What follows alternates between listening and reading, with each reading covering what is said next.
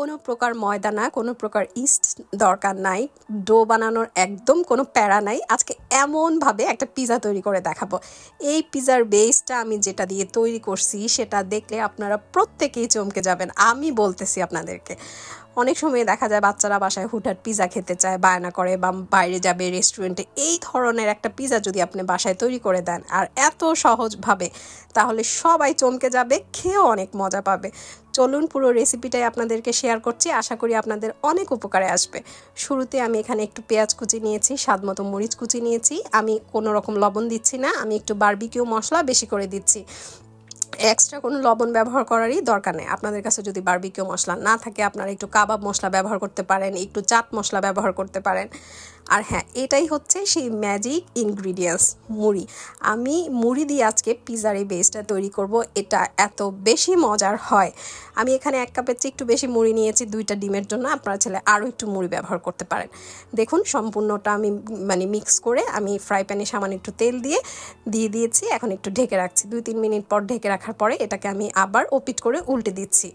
অনেকের বাসায় আছে অনেক মুড়ি পড়ে আছে, মুড়ি খাওয়া হচ্ছে না বা খাওয়া হয় না, বা ডেলি একই রকম মুড়ি দিয়ে চানাচুর বা মুড়ি খাওয়া। তো আমার কাছে মনে হয় আপনারা যদি এই রেসিপিটা ফলো করে বাসায় একবার বানান, তাহলে কেউ বুঝতেই পারবে না এটা মুড়ি দিয়ে বানানো, আর আপনার মুড়িটারও খুব ভালো ব্যবহার হবে। ভালো করে এপিট ওপিট যখন হয়ে গিয়েছে আমি চুলাটা বন্ধ করে দিয়েছি এবং উপর থেকে আমি এখানে দিয়ে দিয়েছি টমেটো কেচাপ, দিয়ে দিয়েছি একটু মায়োনেজ, তার উপরে দিয়ে দিচ্ছি একটু মোজারেলা চিজ। বাসায় যা আছে তা দিয়ে আপনি পিৎজা টপিংটা করতে পারেন আপনার পছন্দ মতো।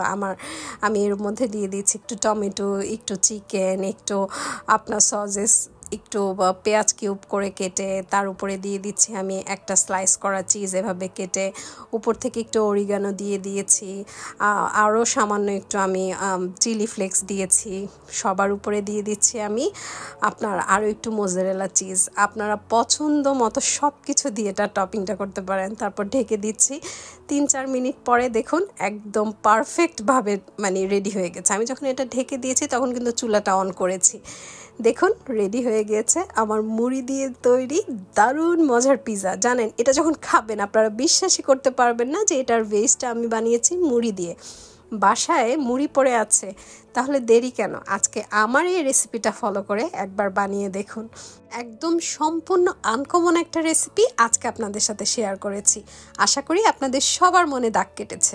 যদি রেসিপিটি ভালো লেগে থাকে অবশ্যই একটা শেয়ার করে আপনার টাইমলাইনে রেখে দিতে পারেন। আশা করি সবার অনেক কাজে দিবে। আর হ্যাঁ, অবশ্যই বাসায় মুড়ি থাকলে আজকেই বানিয়ে ফেলুন রেসিপিটি।